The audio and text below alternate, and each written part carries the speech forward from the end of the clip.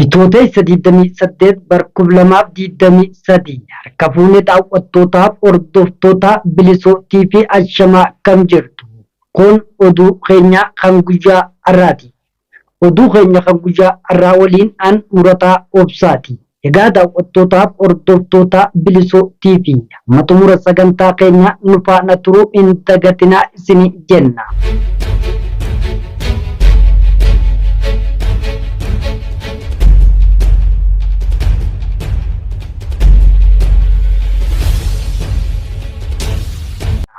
Ijoo oduu sochiin naftanyaa Finfinnee keessatti taasisaa jiru hammaatee jiraachuun dhagahame jira.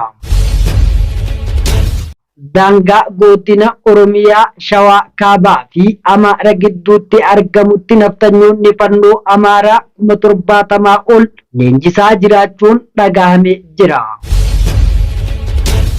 Fannoon Amaaraa aanaa Kirramuu irratti weerara bifa haarawaan jalqabee jiraachuunis dhagahame jira.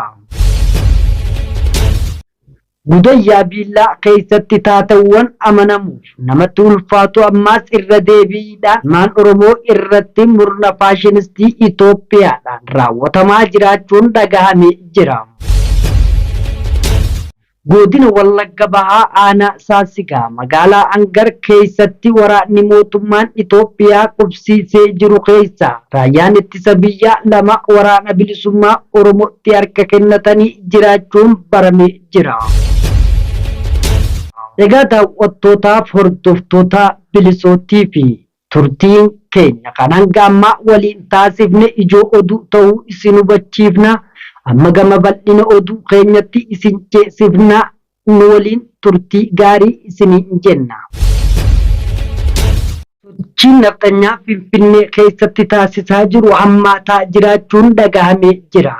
Oromoon achi keessa jiru of dagachuu hin qabu kan jedhan hayyoonnii fi sabboontonni quuqama sabaa qaban kan jedhan yoo ta'u, fannoon Amaaraa aanaa Kirramuu irratti weerara bifa haarawaan banee jiraachuun dhagahame jira.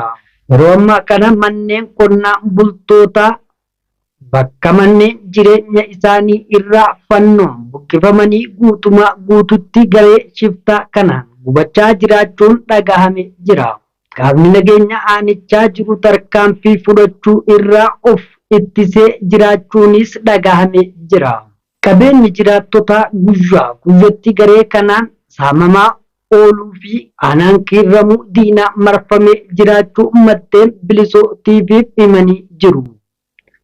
Gudayyaa Biillaa keessatti taatewwan amanamuuf namatti ulfaatu ammaas irra deebi'ee murna impaayera Itoophiyaa tiksuun ilmaan Oromoo irratti raawwatamaa jiraachuun dhagahame jira. Wallagga Bahaa aanaa Gudayyaa Biillaa ganda Biloo Jaarree keessaa nama 5 waraana mootummaan ajjeefamanii boolla tokkotti gatamanii jiraachuun dhagahame jira.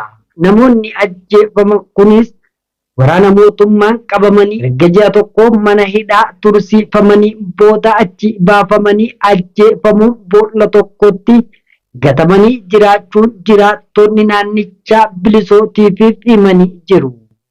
Namoonni ajjeefamanis maqaan isaanii Sicaalaa Oljira Jaaluu, Tashaalee Addunyaa, Horii Caaluu, ijoollee wasiilan lamaanii yoo ta'u, Xilahuun Kabbadaa, Dhaabaa Guddinaa, Dinquu Magarsaa kan jedhaman yoo ta'u, haalli yeroo ammaa ilmaan Oromoo keessa jiran haala yaaddeessaa ta'us jiraattonni naannichaa dubbifne dubbatanii jiru.